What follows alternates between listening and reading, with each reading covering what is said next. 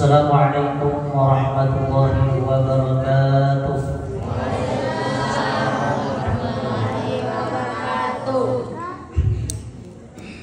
Jamaah.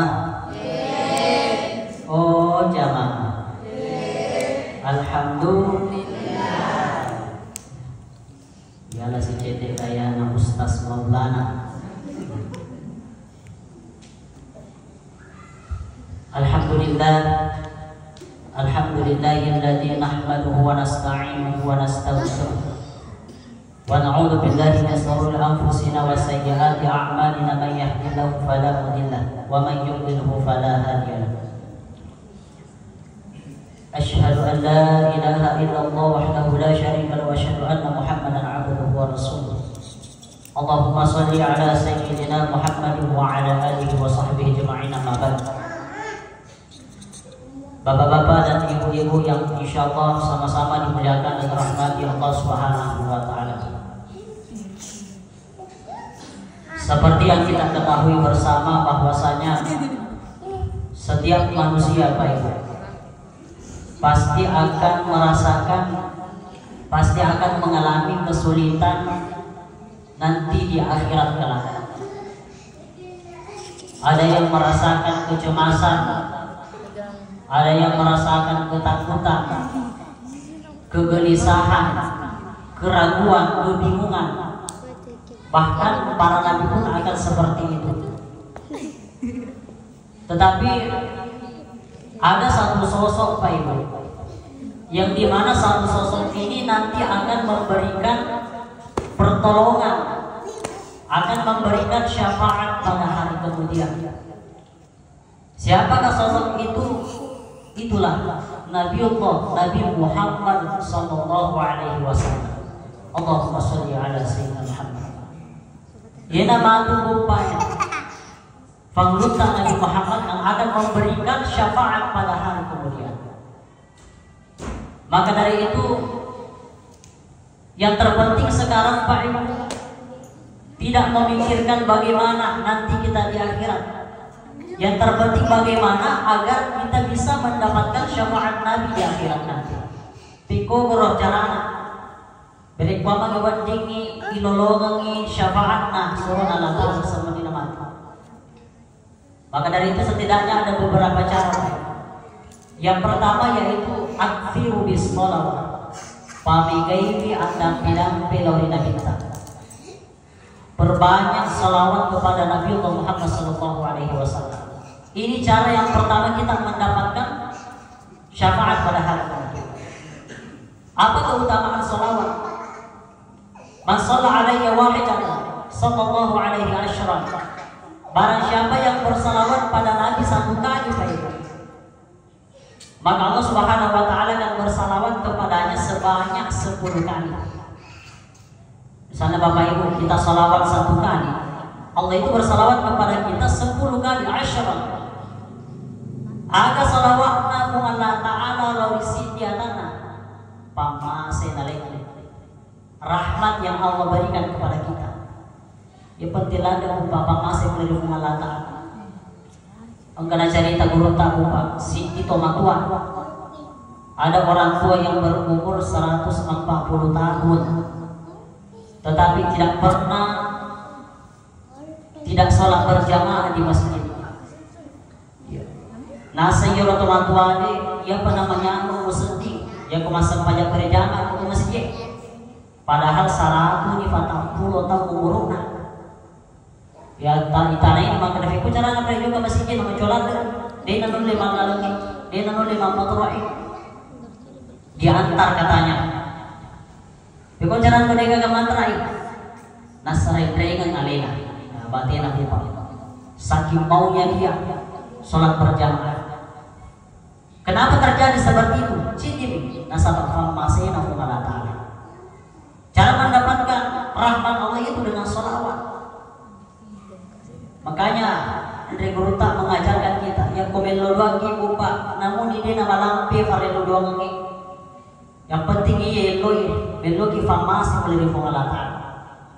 Maka nasabah dia gagal kejadian buka. Tidak ada kejadian suatu perkara kecuali atas farmasi nafsu Allah Taala.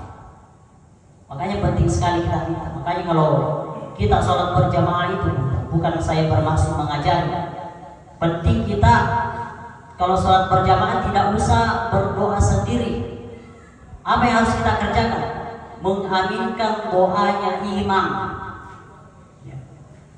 Kalau mau doa sendiri, kita nanti kalau sholat sendiri mau tokimat tahajud, tapi kalau kita jadi makmum, penting kita mengaminkan doanya imam. Peko gini pada bisa beda doa, tidak mungkin lupa. Imam itu selama dia mengetahui dia jadi imam dan punya makmum, pasti doa yang dia baca itu doa yang umum, bukan doa untuk pribadinya. Apa contohnya? Kalau saya baca doa Allahumma innaka afuwun tuhibbul afwa fa'fu anna, saya mengatakan fa'fu anna, saya tidak mengatakan fa'fu anni. Kalau ada mengatakan fa'fu anni berarti alena yang ada doang. Tapi kalau kita mengatakan fa'fu anna itu maafkan kami. Kalau fa'fu anni maafkan aku, maafkan saya. Allahumma hdina bukan Allahumma hdini. Kalau itu sendiri. Kalau berjamaah Allahumma hdina, ini membuktikan bahwa doa yang dibaca imam Pak itu umum. Nah kena mana? Maka dari itu pentingnya kita mengaminkan doanya. Jangan sampai silat dikasih imam tak main doa Rabbana atina fid dunya, tapi tidak ada yang mengaminkan. Pentingnya kita mengaminkan. Apalagi imam lupa liwat susah sampai imangi. Beda kalau bupati, presiden, ya mati baca, mega lo sende, deva na mati bupa, mega lo sende. Beda ko imam, ya ko imam bupa iwa resa isende. Ya, jangan kau mati pak imam, itu gak pak imam. Jangan kau mati pak imam bupa, terlambat bawa tama imangi ku masjid. Gak si soro-soro mancan imam. Ya. Maka idina moreka si soro-soro bupa menjadi imam itu resana disapa imam. Kenapa imam itu susah dicari bupa? Padahal manyama di zamanna. Nah sampai itu imamnya liwa itanes tanah sopon rengen reservan fungalata. Sangat berat tanggung jawabnya seorang imam. Makanya banyak hadis yang mengatakan pemimpin itu atau imam itu akan dimintai pertanggungjawaban di akhirat. Beda kalau kita jadi makmum. Begampang ibu Pak Siti Fakutana kan lagi assalamualaikum pajaki furani jero bawa. Tapi kalau imam selain ditanya apakah kamu sholat, juga dipertanyakan bagaimana makmummu. Jangan sampai kamu bikin susah makmum. Saya kadang lupa ditanya, kenapa terlalu pendek yang kita baca kalau jadi imam? Saya takut nanti ada makmum yang keberatan. Makanya dia malampir. Hadirin jamaah yang dimuliakan oleh Allah Subhanahu wa Ta'ala. Kita lanjut masalah sholawat. Apa keutamaan sholawat? Sholawat ini adalah satu-satunya amalan yang dimana Allah juga ikut serta melakukan. Ya ayyuhalladzina amanu kutiba alaikumussyam, wahai orang-orang yang beriman, diwajibkan atas kamu berpuasa. Allah Ta'ala nasuruh imam puasa, Allah Ta'ala dengan puasa. Aqimus sholat, lakukan sholat, tunaikan sholat, dirikan sholat, tapi Allah tidak sholat. Wa atuz zakat, bayar zakat, tapi Allah tidak bayar zakat. Berbeda kalau sholawat. Innallaha wa malaikatahu yolo pihak Allah Ta'ala dan yang malaikat nama sholawat. Itu pentingnya sholawat. Hadirin jamaah yang dimuliakan oleh Allah Subhanahu wa Ta'ala. Makanya Bapak Ibu perbanyak sholawat. Kita mau minta berkahnya sholawat, mau beli mobil, pegang mobilnya orang, baru bacakan sholawat, tenafu dokuang, bisakah juga beli mobil? Iya. Anak tak buka mabenta atau bagaimana bacakan sholawat. Kalau tidur pegang kepalanya kita bacakan sholawat.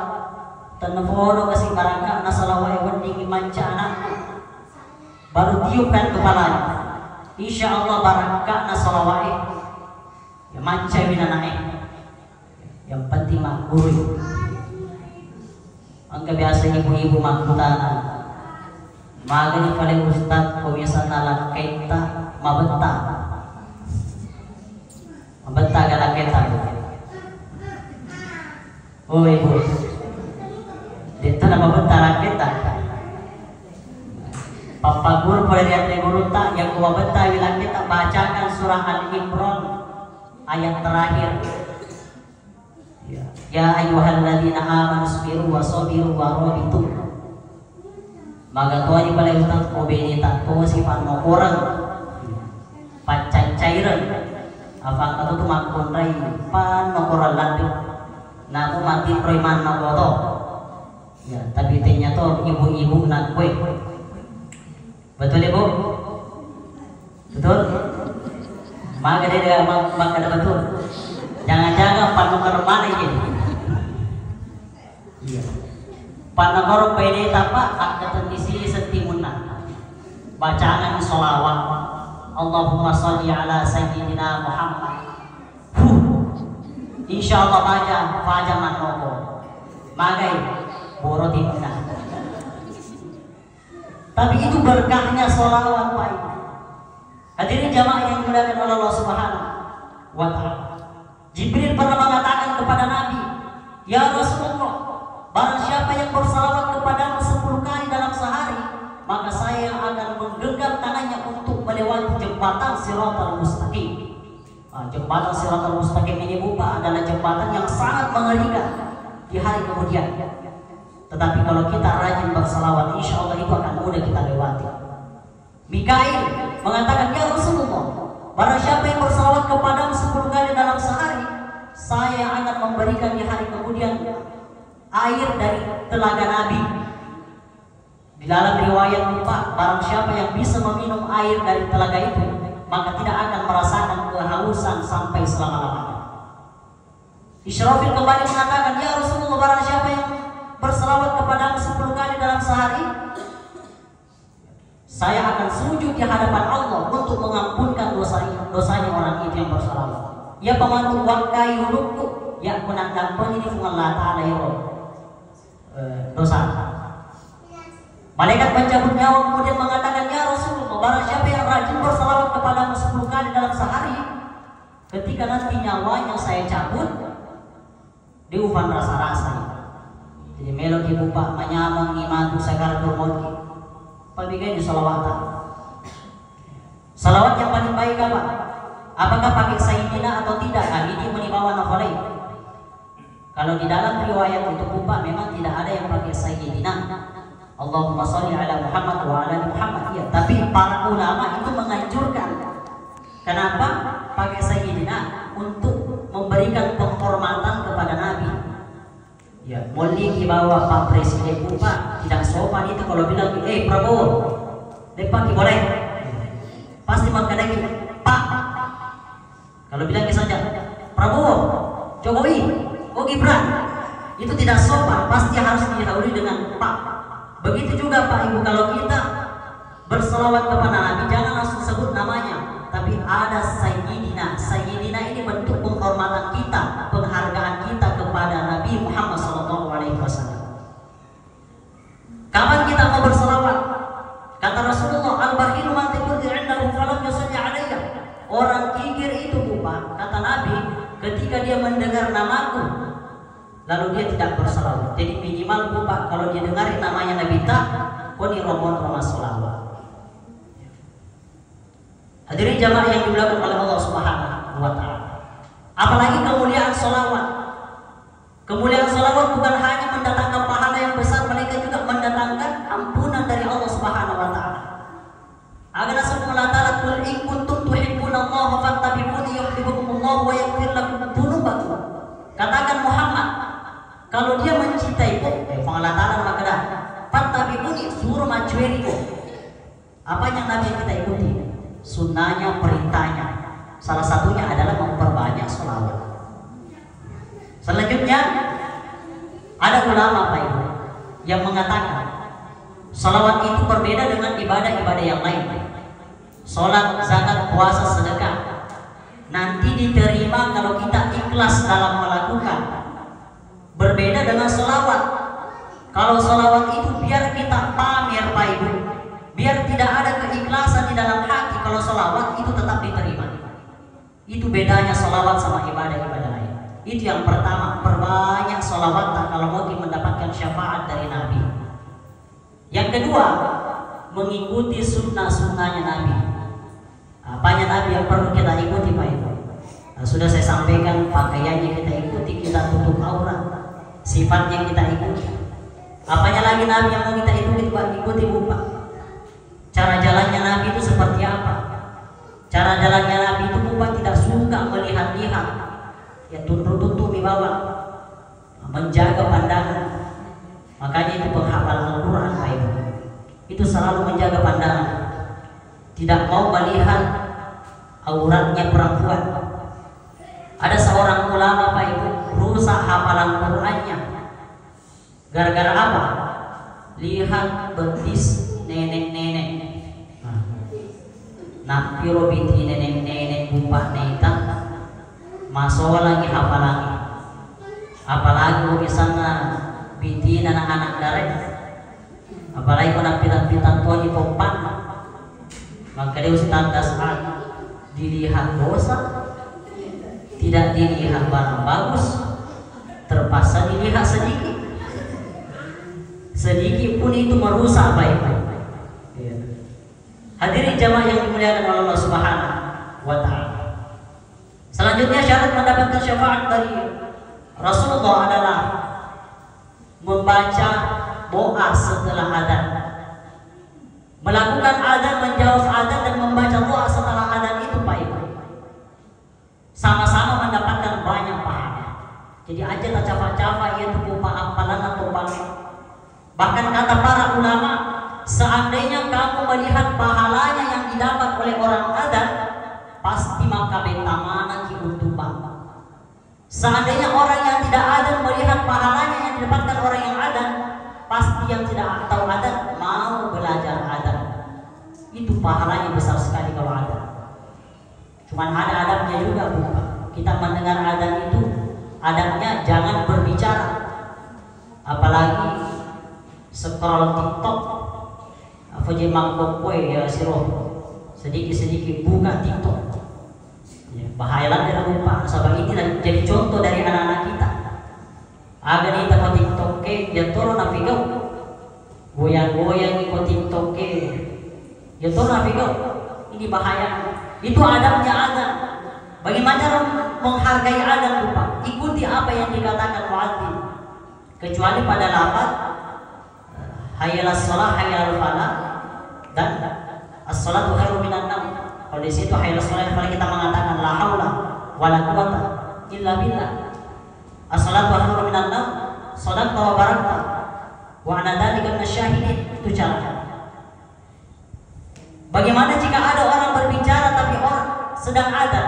Kata para ulama, orang yang tidak menghargai adzan ditakutkan nanti kalau dia meninggal mati dalam keadaan tidak bagus, tidak baik.